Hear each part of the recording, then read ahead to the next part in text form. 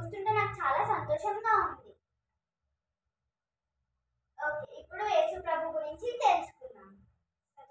యేసు స్నేహితుడు అంటే స్నేహితుడి కోసం ప్రాణం పెడతాడా? అవునయ్యా, స్నేహితుడు మాకు కూడా ఉన్నారు. మేము ఆమెను చంపాలంటే మేమందరం కలిసి చంపుతూ ఉంటాం.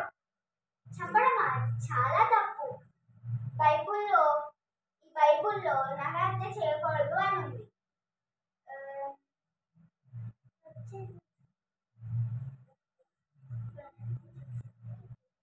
నరహత్య చేయకూడదని ఈ బైబుల్లో ఉంది. అవునయ్యా, అయితే మేము ఇలాంటి తప్పులు చేయకుండా ఉండాలంటే మేము ఏం చేయాలి? మీరు యేసుప్రభు దగ్గరికి వెళ్ళి, యేసుప్రభువా మా పాపాలను క్షమించండి అని అడగాలి.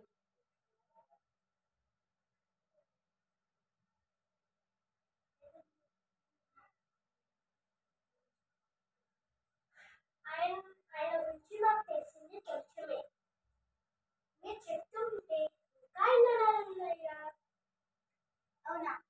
ఆ యేసుప్రభు మన కోసం శిలువ మరణించారు, మన పాపాలన్నింటినీ ఒప్పించారు.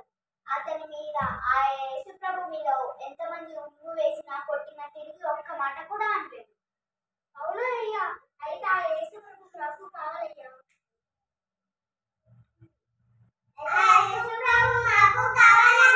చాలా సంతోషం. మనం అందరం కూడి ప్రార్థన చేద్దాం. యేసుప్రభువా, కుటుంబాన్ని మీరే దీవించండి, మా హృదయంలోకి రండి. ఆమేన్. ఆమేన్.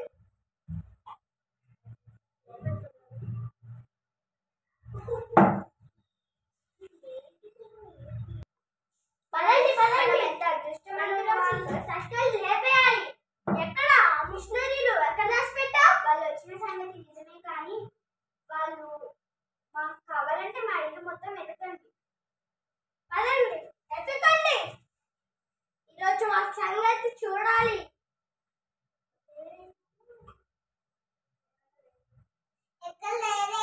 మంచిగా ఎత్తకండి. ఈరోజు మా తలకాయలు లేపేయాలి. వీళ్ళెక్కడో దాచేసి ఉంటారు.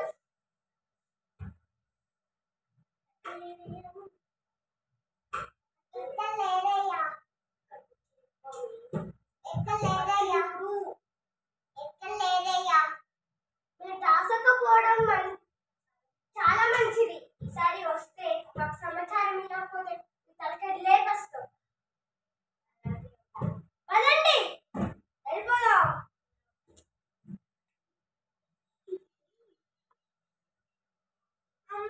మనము ఆ యేసు ప్రభు గురించి ప్రాంతం మొత్తాన్ని తెలియజేయాలి.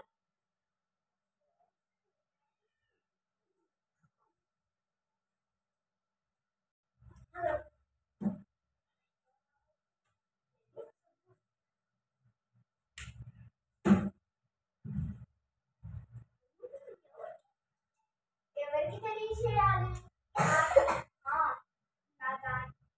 మేమందరం చంపాలంటే కలిసి చంపుతాం కదా.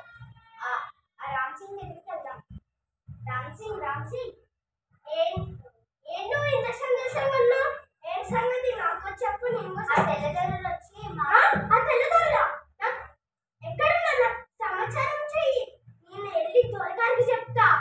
త్వరగారు నాకు చెప్పమన్నారు. వాళ్ళు ఆ యేసుక్రీస్తు ప్రభు గురించి మాకు తెలియజేశారు. ఆ యేసుప్రభ ఆయన ఎవరు? ఆ యేసుప్రభు మన కోసం సిలువ వేశారంట. యేసుప్రభు లేరు, ఎవరు లేరు. మనం చేసే పనిలే మనకి దేవుడు. మనకి మనమే దేవుడు. రామ్ సింగ్ ఒకసారి గమనించు. నేను వెళ్ళిపోతున్నా. రామ్ సింగ్